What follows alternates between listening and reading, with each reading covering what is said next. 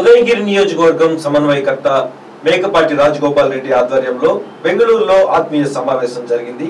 ఈ ఆత్మీయ సమావేశంలో శాప్ చైర్మన్ బైరెడ్డి సిద్ధార్థ రెడ్డి మాట్లాడుతూ మేకపాటి రాజగోపాల్ రెడ్డిని ఆయన నిజాయితీయే ఆయన్ని గెలిపిస్తుందని, ముఖ్యమంత్రి వైఎస్ జగన్మోహన్ రెడ్డి ఎన్నో సంక్షేమ పథకాలు అభివృద్ధి పనులు చేశారని, టీడీపీ జనసేన పొత్తు పెట్టుకున్నంత మాత్రాన వైఎస్ఆర్సీపీ పార్టీ జంకేది లేదని ఆయన పేర్కొన్నారు. ఈ కార్యక్రమంలో యువ నాయకులు మేకపాటి అభినయ్ రెడ్డి, ఉదయగిరి నియోజకవర్గం ఎంపీపీలు, జెడ్పీటీసీలు, సర్పంచ్ తదితరులు పాల్గొన్నారు. ఆయన పెట్టిన ప్రతి పథకం కులము మతము పార్టీలకి అతీతముగా, ఎవరు అంటే పార్టీలు ఏమాత్రం చూడకుండా, కులాలు చూడకుండా ప్రతి ఒక్కరికి నేను గడప గడప ప్రోగ్రాంలో 100% హౌసెస్ అన్ని తిరగటం జరిగింది. ఆ తిరిగేటప్పుడు నేను ప్రతి ఒక్కటి గమనించా. ఏమిటంటే అక్కడ ఏ కులము వాళ్ళు అనేది లేదు, ఏమీ లేదు, ప్రతి ఇంటికి లబ్ధి పొంది ఉన్నారు. ఆ విధంగా చేసిన ముఖ్యమంత్రి ఒక జగన్మోహన్ రెడ్డి. మిగతా వాళ్ళు చంద్రబాబు నాయుడు గవర్నమెంట్ లో జన్మ కమిటీలు అని కమిటీలని పెట్టేసి ఆ కమిటీ మెంబర్స్ లోనే వాళ్ళ బంధువులకి వాళ్ళ ఫ్రెండ్స్ వరకే ఇచ్చేవాళ్ళు. జగన్మోహన్ రెడ్డి అలాంటి కమిటీలు ఇమిటీలు ఏమి లేకుండా ప్రతి ఒక్కరు లబ్ధి పొందేటట్టు ప్రతి ఒక్కటి ప్రవేశపెట్టారు. ఆ విధంగా చేసిన ముఖ్యమంత్రిని రేపు మనం 24లో ఏ విధంగా మనం ఆయన రుణం తీర్చుకోవాలనో ప్రతి ఒక్కటి మీరు ఆలోచించండి. తర్వాత మా అన్నగారు 83లో రాజకీయ ప్రవేశం చేశారు. మా అన్నగారు వెంకయ్య నాయుడు తోటి పోటీ చేశాడు ఫస్ట్ టైం. అప్పుడు తక్కువ మెజార్టీతో ఓడిపోవడం జరిగింది. మళ్ళా వెంబడే 15 నెలలకే 85లో ఎలక్షన్లు వచ్చినాయి. 85లో ఎలక్షన్లు వచ్చినప్పుడు వెంకయ్య నాయుడికి అర్థమైపోయింది ఏమిటంటే ఇక్కడ మనం గెలవము అనేది ఒకటి అర్థమైపోయి ఆయన ఆత్మకూరుకు పోవడం జరిగింది. ఈ 83 ఎలక్షన్ అయిపోయిన తర్వాత వెంకయ్య నాయుడిని ఒక డిగ్రీ కాలేజీ ఉదయగిరి కాన్స్టిట్యున్సీ ప్రజలు ఒక డిగ్రీ కాలేజీ కావాలని అడగడం జరిగింది. అది అడిగిన తర్వాత ఆయన తీసుకుపోయి నర్రవాడలో పెట్టించారు. నర్రవాడలో పెట్టించిన తర్వాత మేము అడిగింది ఇక్కడ కదండి, ఉదయగిరిలో పెట్టించమని అడిగినాము, మీరు నర్రవాడలో పెట్టించినారు, మరి ఇక్కడ ప్రజలు ఏమైపోవాలని చెప్పి అడగడితే ఆయన దానికి ఏమి జవాబు చెప్పకపోయేటప్పటికి అందరూ మా అన్నగారి దగ్గరికి వచ్చారు. అన్నగారి దగ్గరికి వచ్చి, అయ్యా ఉదయగిరిలో ఒక డిగ్రీ కాలేజీ పెట్టిస్తే కొంతమంది చదువుకొని కనీసం టీచర్ ట్రైనింగ్ అయినా చేసి వాళ్ళు ఉద్యోగాలు సంపాదించుకుంటారు, కాబట్టి మీరు ఒక దయ ఉంచి ఒక డిగ్రీ కాలేజీ పెట్టించండి అని చెప్పి అడగడం జరిగింది. తర్వాత నువ్వు ఖచ్చితంగా ఉదయగిరిలో ఎమ్మెల్యేగా పోటీ చేయాలి, మన ఫ్యామిలీలో ఎవరో ఒకరు మనం పోటీ చేయాలి ఖచ్చితంగా. ఉదయగిరి ప్రజలు మనల్ని నమ్ముకొని ఉన్నారు. ఈ మధ్యలో మనం ఉదయగిరిని వదలకూడదు, వాళ్ళకి అన్యాయం చేయకూడదు, కాబట్టి నువ్వు ఖచ్చితంగా నిలబడాలా, నీతిగా మనం పనిచేద్దాము, వాళ్ళకి అన్ని విధాలు సహకరిస్తాము అనే పద్ధతిలో చెప్పడం జరిగింది.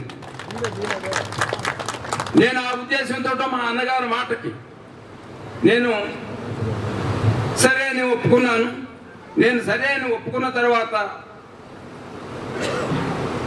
సీఎం జగన్మోహన్ రెడ్డి గారు నా పేరు అనౌన్స్ చేసిన తర్వాత నేను గడప గడప ప్రోగ్రాంలో మొత్తం రోజుకి ఆయన చెప్పినట్టు కనీసం 20 గంటలు మీరు కష్టపడాలా అన్నారు.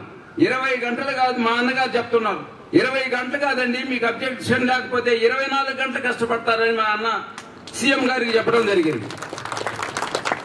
మా అన్నగారు చెప్పినట్టే నేను అదే విధంగా తిరిగా. ఒక్కొక్క సచివాలయానికి 20 లక్షలు ఇస్తున్నారు. 16 సచివాలయాలు తిరిగిన తర్వాత నేను సీఎం గారిని కలవడం జరిగింది. సీఎం గారిని కలిసిన తర్వాత ఆయన ఒక మాట అన్నారు, రాజన్న నువ్వు చాలా బాగా తిరుగుతున్నావంట అని అంటే, అవును సార్ నేను బాగా తిరుగుతున్నాను, అయితే కొన్ని ప్రాబ్లమ్స్ ఫేస్ చేశాను అన్నాను. ఏంటి ఆ ప్రాబ్లమ్స్? నేను తిరిగే టైంలో కొంచెం వర్షాలు పడ్డాయండి, ఆ టైంలో కాలనీస్ లో రోడ్లు డ్రైన్స్ లేక చాలా ఇబ్బందులు పడుతున్నారు అని చెప్పా. తర్వాత వెంబడి ఆయన ఇంకొక 20 లక్షలు ఇస్తామని చేయించుకోమని చెప్పారు. ఆ విధంగా ఏ కాన్స్టిట్యున్సీలో జరగల, ఒక్క ఉదయగిరికి జరిగింది. లేకపోతే ఇంకా 1-2 ఏమైనా జరిగిందేమో తెలియదు. ఆ విధంగా సీఎం గారికి ఆయన ఒక నెలకే నేను ఆయన దగ్గరికి పోయి ఈ విధంగా చెప్పిన తర్వాత ఆయన ఇంకొక మాట అన్నాడు, పులివెందుల ఫస్ట్ మెజారిటీ వస్తుంది స్టేట్ లో, సెకండ్ మెజారిటీ ఇది రావాలి ఖచ్చితంగా అని చెప్పారు. అంటే ఉదయగిరి ప్రజల మీద ఆయనకు ఉండే నమ్మకం అలాంటిది. నేను ఇంకొకటి చెప్తున్నాను, ఇక్కడికి వచ్చిన ప్రతి ఒక్కళ్ళు కూడా ఉదయగిరికి ఒక లీడర్స్ లాగానే అనుకుంటున్నా. మీరు గట్టిగా సహకరిస్తే నేను ఆయన చెప్పినట్టు ఆయన మెజార్టీ తర్వాత మందే మెజార్టీ వస్తుందని గ్యారెంటీగా చెప్తాను. తర్వాత మనకు మధ్యలో ఒక ఎంపీ క్యాండిడేట్ ఒక ఆయన వచ్చాడు, వేమిరెడ్డి ప్రభాకర్ రెడ్డి అని. ఆయన మరి ఆయన ఎంపీగా రాజ్యసభ మెంబర్గా అయ్యేదానికి దాంట్లో మా అన్నగారి సహకారం కూడా ఉంది. ఆ విధంగా వచ్చిన వ్యక్తికి జగన్మోహన్ రెడ్డి ఆయన ఊహించిన దానికంటే ఆయనకు ఎక్కువ విలువ ఇచ్చాడు, అన్ని పవర్స్ ఇచ్చాడు. నెల్లూరు జిల్లాలో మంచి అంటే నంబర్ 1గా ఉండే పద్ధతిలో ఆయన పెట్టడం జరిగింది. ఆ పెద్ద మనిషి మరి ఏమీ ఆయనకు అంత మర్యాద ఎక్కువైపోయిందా, అజీర్ణం చేసిందో ఏమో మరి, ఉన్నట్టు ఉండి పార్టీ మారడం జరిగింది. అయితే అదే కాకుండా ఆయన రియల్ లైఫ్ లో కూడా ఏమాత్రం క్యారెక్టర్ లేదు.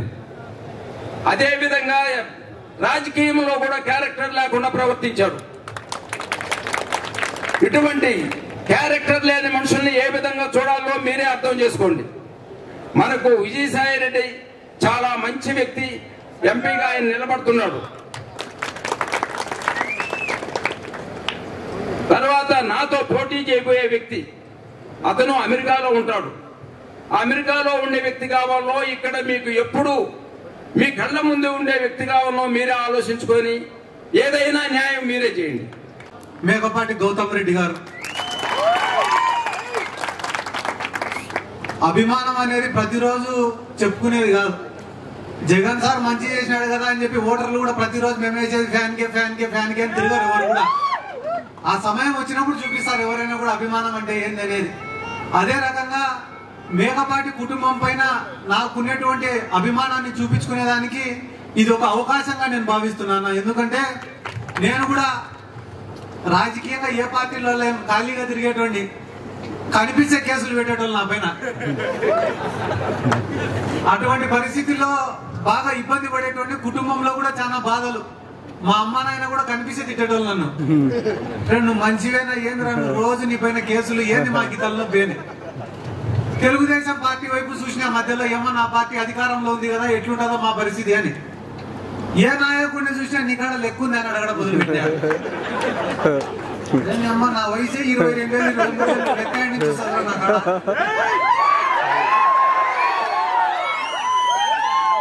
సరే అయిపోయిన తర్వాత వైఎస్ఆర్ కాంగ్రెస్ పార్టీలో చేరాలా. వైఎస్ఆర్ కాంగ్రెస్ పార్టీలో చేరాలంటే ఎవరిని చూసినా కూడా వద్దు, వీడిపైన కేసులు ఉన్నాయి, వీడు వద్దు అనడం మొదలు పెట్టారు. ఏంద్రా ఏ దారి లేనివాడికి గోదావరి అన్నట్టుంది మన పరిస్థితి. ఏం చేయాలని చెప్పి చాలా ఆలోచించే టైంలో గౌతమ్ నన్ను కలిసిన ఒకరోజు పోయి, అన్నా వైఎస్ఆర్ కాంగ్రెస్ పార్టీలో చేర్చుకోండి, కష్టపడి పనిచేస్తా, నాకు అవకాశం ఇస్తే కన్నా చచ్చిపోయేంత వరకు ఆ పార్టీ కోసం పనిచేస్తా తప్ప మధ్య మధ్యలో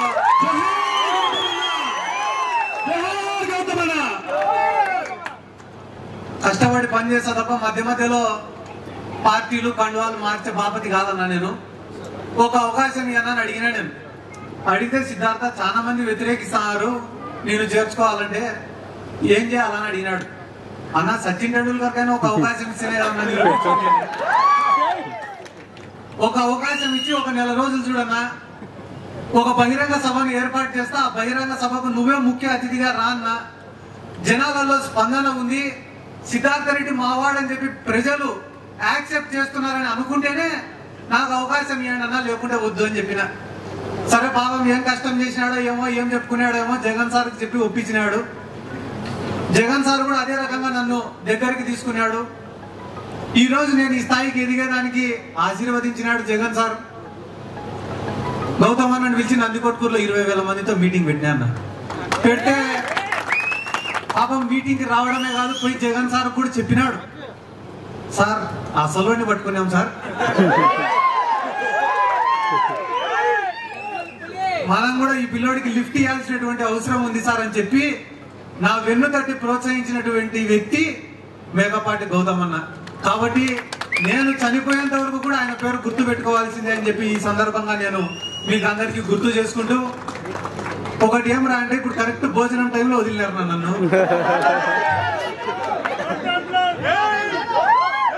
ఎందుకంటే వేదిక మీద ఉండే వాళ్ళందరూ 2 నిమిషాల్లో ముగిస్తారు, 2 నిమిషాల్లో ముగిస్తారు, ఎవరు ముగించారు. ఇప్పుడు ఒకరేమో అమ్మఒడి నుంచి ఆసరా వరకు చెప్పినారు, ఒకరేమో సచివాలయాల నుంచి వాలంటీర్ల వరకు చెప్పినారు, ఒకరేమో ఉదయగిరి గురించి చెప్పినారు, ఒకరేమో మేకపాటి కుటుంబం గురించి చెప్పినారు. నాకే మొదలుపెట్టినారు అంటే చంద్రబాబుని పవన్ కళ్యాణ్ వదిలిపెట్టినారు.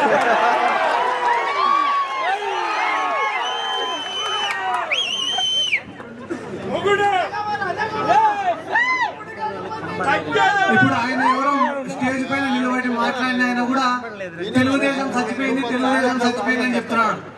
కానీ ఆ తెలుగుదేశం చంపేసింది జగన్మోహన్ రెడ్డి అని చెప్పడం మర్చిపోయినాడు. కలుస్తాడో తెలీదు, ఎందుకు బీజేపీతో కలుస్తాడో తెలీదు, ఎందుకు జనసేనతో కలుస్తాడో తెలీదు. ఒకరోజేమో పోయి కాంగ్రెస్ అని సంకెత్తుతాడు, ఒకరోజేమో బీజేపీ అని సంకెత్తుతాడు. 2 సంఘాలు ఖాళీ లేవని ఇప్పుడు పోయి పవన్ కళ్యాణ్ నెత్తి మీద కూర్చున్నాడు. ఆ పవన్ కళ్యాణ్ ఎందుకు ఊగిపోయి మాట్లాడతాడో నాకు అర్థం కాదు. నేను ఇప్పుడు ఒక 5 నిమిషాల నుంచి మాట్లాడతాను, మర్సంగా మాట్లాడతాను నిలబడుకొని. ఏం వాళ్ళందరూ నా మాట వినడం లేదా? ఎవరి పక్క ఉండేటోళ్ళు నవ్వుకోవడం లేదా? ఎవరి మాట వాళ్ళది? ఆ మూల పోతాడు, ఈ మూల పోతాడు. నాకే భయం అవుతుంది అప్పుడప్పుడు ఏడాది స్టేజ్ నుంచి కింద పోతాడు. ఏందో ఈ పంచాయతీ ఎంత అర్థం కాలే నాకు. ఎందుకు ఇవన్నీ కూడా చెప్తాను అంటే మీరు కూడా అందరూ గుర్తు పెట్టుకోండి, మోసగానికి నాయకుడికి మధ్యన ఉండేటటువంటి తేడా ఏందనేది ఆలోచన చేయండి. మోసగాడు అనేవాడు ఎట్టుంటాడు రా అంటే నీ కష్టాన్ని వాడుకుంటాడు, నా కష్టాన్ని వాడుకుంటాడు, నీ శ్రమను వాడుకుంటాడు, నా శ్రమను వాడుకుంటాడు, ఎదుగుతాడు. ఎదిగిన తర్వాత అందరిని కూడా మర్చిపోతాడు. కానీ నాయకుడు అనేవాడు ఎదిగిన ప్రతి మెట్టును గుర్తు పెట్టుకుంటాడు, సాయం చేసిన ప్రతి గుండెను పైకి తీసుకొని వస్తాడు. జగన్మోహన్ రెడ్డిని నమ్ముకునే ప్రతి కార్యకర్త కూడా ఈ రోజు ఒక ఎంపీటీసీనో, జెడ్పీటీసీనో, సర్పంచో, మున్సిపల్ చైర్మనో, కౌన్సిలర్లో, కార్పొరేటర్లో, లేకుంటే కార్పొరేషన్ చైర్మన్లో, ఎమ్మెల్యేలో, ఎంపీలో, రాజ్యసభ సభ్యులో, చిన్న చిన్న బీసీలు, ఎస్సీలు, ఎస్టీలు, మైనార్టీలు పెద్ద పెద్ద స్థానాలలో కూర్చొని ఉన్నారు కదా. పవన్ కళ్యాణ్ నమ్ముకునే ఏం చేస్తారు? సైకిల్ గుర్తు పట్టుకొని తిరుగుతారు. ఏం చేస్తారు? సైకిల్ గుర్తు. ఆ మాట అనకూడదు కానీ తప్పడంలో ఏం చేయమంటావు? ఎంత కంట్రోల్ చేసుకునే టెంప్ట్ చేస్తాను. నేను అడిగేది మళ్ళా వాస్తవమా కదా అని ఆలోచించమని మాత్రమే నేను చెప్తానా.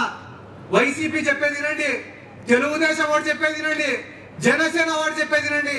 కానీ నిజమేందో ఆలోచించాల్సినటువంటి బాధ్యత ఇక్కడ ఉన్న ప్రతి ఒక్కడి పైన ఉంది. ఎందుకురా అంటే మంచి చేసి కూడా ఓట్లు గెలిచలేకుంటేటన్నా మనం తప్పుడు వాళ్ళే గెలుస్తారు. స్టేజ్ పైకి ఎక్కిన వాళ్ళందరినీ 2 నిమిషాలు మాట్లాడు, 2 నిమిషాలు మాట్లాడు, 2 నిమిషాలు మాట్లాడంటే 2 నిమిషాలు మాట్లాడడానికి మేము ఉండే తెలుగుదేశంలోనా? తెలుగుదేశం వాడు ఏం చేయలే కాబట్టి 1 నిమిషంలో మాట్లాడి వెళ్ళిపోవచ్చు. ఎందుకంటే చెప్పుకునేదానికి ఏం లేవు. కానీ మేము ఉండేది వైఎస్ఆర్ కాంగ్రెస్ పార్టీలోనా? అసలు మహిళలు ఏడైనా ఆసరా ప్రోగ్రామ్ లేకపోయి మైక్ ఇస్తే వాళ్ళు లాక్కునే ఇయడంలే మైకు. ఎందుకంటే నాకు తెలిసిండొచ్చు, తెలియకపోయిండొచ్చు, కానీ ప్రభుత్వం ద్వారా లబ్ధి పొందిన ప్రతి ఒక్కరికి తెలుసు అన్న జగన్మోహన్ రెడ్డి గారు చేసిన సాయం ఏందనేది. 2,50,000 కోట్ల రూపాయలు ప్రజలకు ఇచ్చిన జగన్మోహన్ రెడ్డి గెలిచకుంటే ఏం చేశాడని గెలిచాడు సార్ చంద్రబాబు నాయుడు? ఏం చేశాడు చంద్రబాబు నాయుడు? మోసం చేసినాడు, మోసమే చేసినాడు చంద్రబాబు నాయుడు. అమరావతిలో రాజధాని కడతా అని చెప్పి భూములు కొట్టేసినాడు. నీరు చెట్టు కార్యక్రమాలు చేస్తా అని చెప్పి రోడ్లు వేయకుండా బిల్లు పెట్టుకొని తిన్నాడు. జన్మభూమి కమిటీలు అంటున్నా, ఈ జన్మభూమి కమిటీలు చెప్పడం మర్చిపోయినా. మా ఊర్లో ఒక రేషన్ కార్డు రావాలన్నా జన్మభూమి కమిటీ సంతకం పెట్టాలి, ఒక పెన్షన్ రావాలన్నా జన్మభూమి కమిటీలో సంతకం పెట్టాలి, ఒక ఎస్సీ కార్పొరేషన్ లోన్ రావాలన్నా, బీసీ కార్పొరేషన్ లోన్ రావాలన్నా, ఏం కావాలన్నా కూడా జన్మభూమి కమిటీల సంతకం. లాస్ట్ మొగుడు పిల్లలు సంసారం చేయాలన్నా వాళ్ళ సంతకం. కానీ ఈ రోజు పేదవాడికి సంక్షేమ పథకాలు అనేవి ఎట్లా అప్లై చేసుకోవాలో కూడా తెలియదు, ఏమేమి పథకాలు వస్తాయో కూడా తెలియదు. అట్లాంటిది ఈ రోజు పేదవాళ్ళు సచివాలయానికి పోయి వాలంటీర్ల కాడికి పోయి మాకెందుకు రాలా బతకాలని చెప్పి కొట్లాడుతున్నారు. ఆ స్టేజ్ లో నిలబెట్టింది ఎవరు? వాళ్ళ ఓటు పడేది ఎవరికి? మధ్యలో వచ్చే బఫూన్ గాళ్ళతో అందరి గురించి మేము మాట్లాడాలన్నారు. మధ్యలో వచ్చే బఫూన్ గాళ్ళ గురించి మేము మాట్లాడాలన్నారు. ఎవరన్నా ఒక్కొక్క దార్తారెడ్డి నా శత్రువులు ఉన్నారు. నా ఒక్కొక్కరి కాడ 1000 కోట్ల ఆస్తులుండే నిలబాడి దగ్గర 1-2 కోట్ల రూపాయలు వచ్చాయి. మేము బయటికి పోవాలంటే అప్పు చేయాలి. అయినా కూడా వాళ్ళ అవతల వాళ్ళని ఎదుర్కోగలుగుతామంటే దానికి కారణం వైఎస్ జగన్మోహన్ రెడ్డి మాకు ఇచ్చేటటువంటి సపోర్ట్. డబ్బులతో ఏం కాదన్నా, అందరు డబ్బులు డబ్బులు డబ్బులు అనుకుంటా. డబ్బుతో ఏంది కూడా రాదు. ఏం చంద్రబాబు కాడ లేని డబ్బులా? పవన్ కళ్యాణ్ ఒళ్ళు ఇల్లు అన్నీ అమ్ముకున్నాడు. పవన్ కళ్యాణ్ కాడ లేని డబ్బులా? అయినా డబ్బుతో ఏం కాదని నేనే అనుకుంటా. అయినా మరి మన కాడ ఏం లేకుండా ఇంత హంగామా చేశాను కదా, మన కాడ కూడా కొంచెం డబ్బులు ఉంటే అల్లరి లేపెట్టేవాళ్ళం కదా అని చాలా సార్లు అనుకున్నాను. జీవితంలో నేను కూడా చాలా రోజులు అనుకునేవాడిని. ఏమనుకునేవాడిని అంటే, ఒక మనిషికి కీర్తి ఉంటుంది అంటే పేరు ప్రతిష్టలు వస్తాయి. కొంతమందికి ఉద్యోగంలో బాగా సక్సెస్ ఉంటుంది, కొంతమందికి వ్యాపారంలో బాగా సక్సెస్ ఉంటుంది, కొంతమందికి వద్దనే డబ్బు వస్తుంటది. అట్లా ఒక్కొక్క మనిషికి ఒక్కొక్క దాంట్లో రాసి పెట్టినాడు దేవుడు కిస్మత్ అనుకునేటువంటి నేను అట్లనే ఒక వ్యాపారం చేసిన ముట్టుకోవడం భస్మం. అట్లా ఏ వ్యాపారం చేసినా కూడా డబ్బులు రావడం వచ్చి రిటర్న్ లో పోతాయి డబ్బులు. మరి నా జీవితంలో దేవుడు రాసినట్టు లేడరా నాకు ఇది. పేరు వస్తుంది, సరేలే పేరు వచ్చినాక డబ్బులు సంపాదించుకోవచ్చు అనుకున్నా. పేరు వస్తూనే ఉంది కానీ డబ్బు మాత్రం రావడం లేదు. నాకు ఏందిరా ఇది, ఏం అర్థం కావడం లేదు. ఏంది పరిస్థితి ఇట్ అయిపోయింది. అప్పులు చూసేమో పెరిగిపోతానే ఉండే, దానాలు ధర్మాలకే పోతాయి డబ్బులన్నీ. ఎట్లా ఎట్లా ఎట్లా అనుకునేటప్పుడు దేవుడే కొన్ని వర్కులు చూపించినాడు. వర్కులు చేసుకున్నా, అప్పులన్నీ కట్టుకున్నా. నన్ను నమ్ముకునే ప్రతి కార్యకర్తను కూడా లీడర్ గా చేసుకునేదానికి డబ్బులు వచ్చినాయి, అన్ని చేసినాను. ఎప్పుడైతే డబ్బులు నాకు వచ్చినాయో ఆ రోజు అనుకున్నా, ఈ గీత కూడా నాకు ఉందిరా. అప్పటి వరకు 50 లక్షలు అప్పు చేసేటోని ఇప్పుడు 10 కోట్లైనా చేసా అప్పు. ఎందుకురా అంటే ఇంకా గీత ఉందని అర్థమైపోయింది కదా. కాబట్టి మంచి చేయడానికి మనసు ఉండాలి తప్ప డబ్బుతో పని లేదు. కాబట్టి ఆ మనసు వాళ్ళకు ఉందని చెప్పి నేను ఇంత దూరం వచ్చి కూడా వాళ్ళకి మద్దతు కోరుకుంటానన్నా. మాకేమో బెంగళూరులో ఇంత పద్ధతి ఉండే జనం ముందర నిలబెట్టి మాట్లాడమని చెప్పినారు. మళ్ళా మీరు ఒకసారి ఉదయగిరికి పిలిపిస్తే ఆడ నేను మాట్లాడతానా, నేను మైకు బట్టి మాట్లాడతాంట. కింద మా వాళ్ళు ఆడాడ ఒకరు క్వార్టర్ వేసి జై జగన్ అంటాడ. మళ్ళా ఆ జనం ముందర మాట్లాడితే మాకు కొంచెం ఉత్సాహం ఊపుకుంటది. కాబట్టి మళ్ళా ఆడ ఒకసారి కలుస్తాం. ఇప్పటికే మీరు కూడా 2-3 సార్లు ఆహ్వానించినా కూడా రాలేకపోయినందుకు క్షమించాల్సిందిగా కోరుకుంటూ, మీ కుటుంబం వరకు అర్ధరాత్రి పిలిచిన మా అన్న చెప్పినాడు జగన్ సార్ కోసం ఈ 15 రోజులు సమయం కేటాయించి పనిచేయాలా అని. జగన్ సార్ కోసం గానీ మీకోసం గానీ సమయం కేటాయించేది కాదు, ప్రాణం కేటాయించైనా కూడా పనిచేస్తాం. ఇక్కడికి వచ్చినారు ఇంతమంది, ఇంత శ్రద్ధగా ఇంత ప్రేమగా మీ సమయాన్ని కేటాయించి వచ్చిన ప్రతి ఒక్కరికి నా ధన్యవాదాలు, కృతజ్ఞతలు తెలుపుకుంటూ, జగన్మోహన్ రెడ్డి గారి పైన ఎల్లప్పుడూ మీ ప్రేమ ఉండాలని చెప్పి కూడా మనస్ఫూర్తిగా తెలియజేసుకుంటూ సెలవు తీసుకుంటానా. జై జగన్, జై జగన్, జై జగన్. ఆ సిద్ధం సభలు పెట్టినాడు. ఆ సిద్ధం సభలకు వచ్చే జనాలను చూసి చచ్చిపోతారు. మామూలుగా ఏదైనా సినిమాకు పోవాలంటే ఫస్ట్ రోజు ఇష్టమైన హీరో సినిమా వస్తే కానీ ఫస్ట్ షో చూడాలని చెప్పి రాత్రంతా ఎదురు చూస్తాం. అట్లా జగన్ సార్ ఈ సిద్ధం ప్రోగ్రామ్ ఎప్పుడు పెడతాడా, ఆ సిద్ధం సభకి ఎంట్రీ ఎట్టిస్తాడా, ఆ సిద్ధం సభలో ఏం మాట్లాడతాడా అని చెప్పి రాష్ట్ర ప్రజలు, వైఎస్ఆర్ కాంగ్రెస్ పార్టీ నాయకులందరూ కూడా ఈ రోజు ఆతృతగా ఎదురు చూస్తున్నారు. ఎందుకంటే ఏ రాజకీయ పార్టీకైనా ఏ రాజకీయ నాయకుడికైనా చరిత్రలో నిలబడిపోయేటటువంటి మీటింగ్ పెట్టాలంటే చాలా కష్టమైన పని. కానీ జగన్మోహన్ రెడ్డి గారు వారానికి ఒక సభ పెడతాడు. చరిత్రలో నిలిచిపోయేటటువంటి సభలు వారానికి ఒకటి పెట్టాడు. అంటే దానికి కారణం ఏమి? ఆయనకు ఉన్నటువంటి కెపాసిటీ, క్యాపబిలిటీ, మాస్ ఫాలోయింగ్. దాని గురించి మళ్ళా ప్రత్యేకంగా ఎవడు మనకు సర్టిఫికేట్ ఇవ్వాల్సినటువంటి అవసరం లేదు. చంద్రబాబు నాయుడుకు జనాలు రావాలంటే పొదుపు సంఘాలు, మహిళలు, వాటర్ బాటిళ్లు, సీసాలు, బిర్యానీ పొట్లాలు లేకుంటే కానీ నేను అర్జెంట్ గా అమరావతిలో తలా ఎకరం భూమి ఇస్తా అంటే తప్ప జనాలు రాదు. కానీ జగన్మోహన్ రెడ్డి వస్తాడంటే, హెలికాప్టర్ లో నుంచి దిగుతాడంటే కట్టలు తెంచుకునే సంతోషంతో బ్యారికేడ్లను కూడా దూకిపోతామన్నారు. అన్నం ఉడికిందా లేదా అని తెలియాలంటే మొత్తం అన్నం తినాల్సిన అవసరం లే, ఒక మెతుకు ముట్టుకున్నా అన్నం ఉడికిందా లేదా తెలిసిపోతుంది. ఈ రోజు జగన్మోహన్ రెడ్డి మీటింగ్ లోకి వచ్చే జనాలను చూస్తే చాలు వచ్చే ఎన్నికల్లో వైఎస్ఆర్ కాంగ్రెస్ పార్టీ అధికారంలోకి వస్తుందా లేదా అని చెప్పేదానికి అదొక్క ఎగ్జాంపుల్ కూడా చాలన్నా.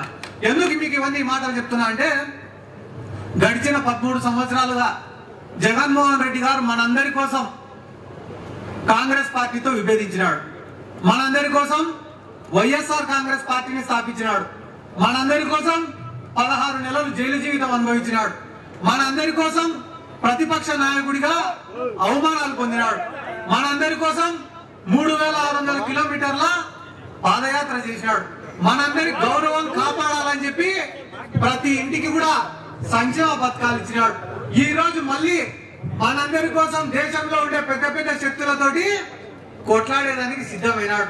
ఆయన మన కోసం చేసింది చాలన్నా. ఇప్పటి నుంచి ఈ 40 రోజులు మనమందరం ఆయన కోసం పనిచేయాల్సిన టైం, దానికి మనమందరం కూడా సిద్ధపడి ఉండాలని చెప్తున్నా. ఎందుకంటే ఆడాడ కొంతమంది కార్యకర్తలు అసంతృప్తి వెళ్ళరకే నేను కూడా చూస్తాను అన్న. ఈ మధ్య అన్ని చోట్ల తిరుగుతాను కాబట్టి ఏందన్నా మా పార్టీ వచ్చినాక మాదేం జరగలే అంటారు. నేను కూడా అనుకున్నా, తెలుగుదేశం పార్టీ రూలింగ్ లో ఉన్నప్పుడు కేసులు పెట్టారు, అక్రమ కేసులు పెట్టారు, దౌర్జన్యాలు చేసినారు, ఆర్థిక వనరుల పైన దెబ్బ కొట్టినారు, కొంతమంది నాయకులను భౌతికంగా లేకుండా చేసినారు. నేను కూడా అనుకున్నా జగన్ సార్ ముఖ్యమంత్రి అయితేనే ప్రతీకారం పక్కా అనుకున్నా. నేను లెక్క ఏది మర్చిపోలే, అడిషనల్ లో రాసుకునే ఒక్కొక్కని పేరు యాడ్ నుంచి మొదలు పెట్టాలని టిక్కు కొట్టుకుంటూ వచ్చినాయి అన్ని. కానీ ఇదేందన్నా, గవర్నమెంట్ వచ్చేనే సీన్ కట్ చేస్తేనే ప్రతీకారం పక్కకు పోయినాయి. సచివాలయాలు వచ్చినాయి, ఆర్బీకేలు వచ్చినాయి, హెల్త్ సెంటర్లు వచ్చినాయి, వాలంటీర్లు వచ్చినారు. ప్రతీకారం ఏమో యాడికో ఎనికే పోతుంది. అది అది మా పొద్దున్న దరిద్రం. మనం ఇంటికి పోతాం. కానీ జగన్ సార్ ఎప్పుడైతే ఆ ప్రతీకారం జోలికి పోలేదో ప్రతి గ్రామంలో కూడా జగన్ సార్ పైన సానుభూతి పెరిగింది.